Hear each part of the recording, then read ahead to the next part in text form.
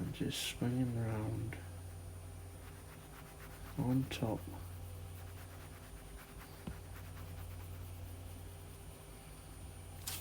Get the whole eye in so I can see what I'm doing. Change the size. That's it, just going along the top. Very dark brown that. I'm going to go into a black. Move my eye so I can see. I like to keep my eye, I like to keep my reference as close to where I'm doing the artwork, so I do not have much distance to go between looking at the reference and the art that I'm painting. If it's too far away, I mean if I'm down here, if I'm down here in the corner, see, and I've got to go up here to look at my eye, I'm losing some of the... So I like to keep it next to each other. And I just find it works much, much better. And I'm just gradually bringing this in, look. There's a little bit of violety blue there, look. Just a hint. Just in there, look, see? So subtle, you can hardly see it. But I'm going to put it in. Bring the size down. And just work my way. That's it.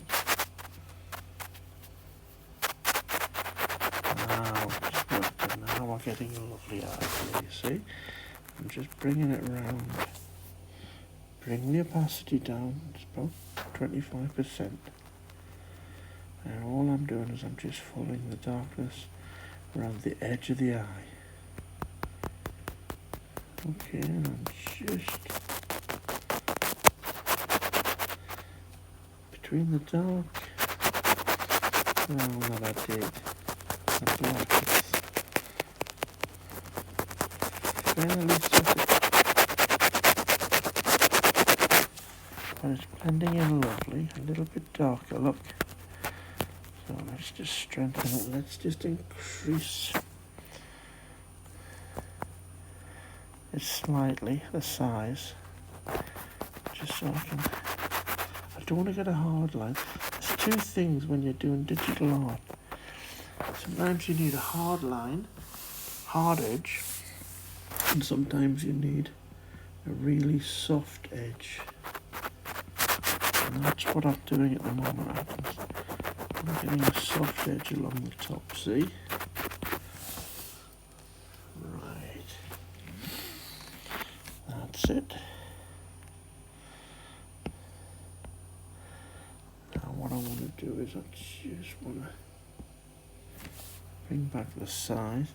Now these are my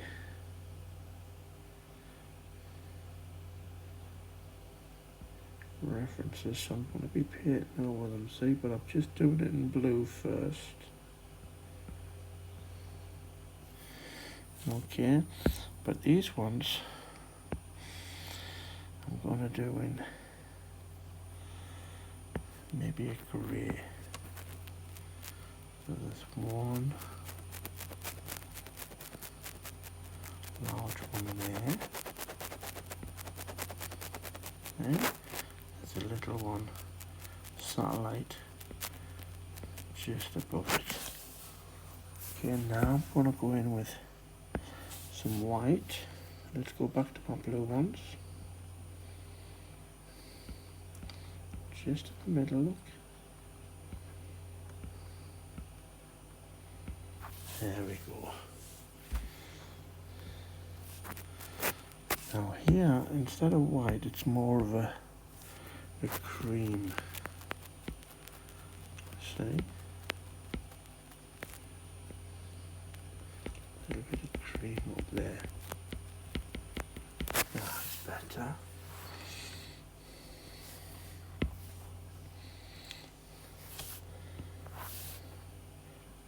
just might want to make this a little bit bigger, so I'll put a band through it, see? There you go. Oh, that's much better. Just have a look at that. Wow. Yes, I'm being quite happy with that. I'm just going to go to my studio brush. I'm just going to put in a... Oops, that is ridiculously loud. So let's push it back. That's it. Maybe, oops. But watch that slipping over to the eraser brush.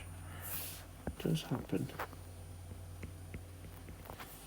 Right, now what I want to do is I'm just going to work on some brown. So let me get my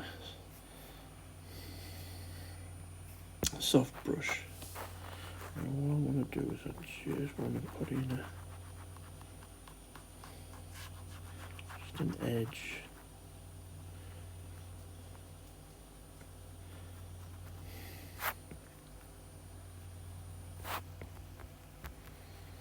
There we go, see?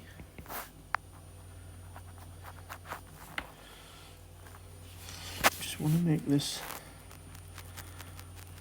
just going after this purple bit. There's a little bit of an indentation in the shading, see? And the shadow. So I'm going to get that in there. Let's get some more of this brown in here, look. Maybe just make a few little shapes just underneath the highlights in the corner there, look, see? That's it, I'm just filling it in on the other side of the beige highlight. That's better. Now I've got a few little marks and the eye's a little bit messy. The shading underneath, which is a bit of darkness, and then it goes up into the... There we go. That's it. Now it's starting to look really nice. Okay, let's go back into that yellow. Just bring out the edge of the iris, see? And maybe just bring out some highlights on the yellow part. There we go, look. That's it. Maybe it needs a little bit of this brown coming up here, look. Just a little bit. There we go. A little bit of brown. Like an orangey brown.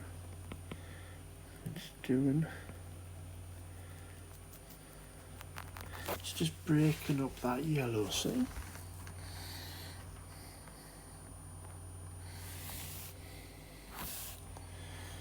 Okay,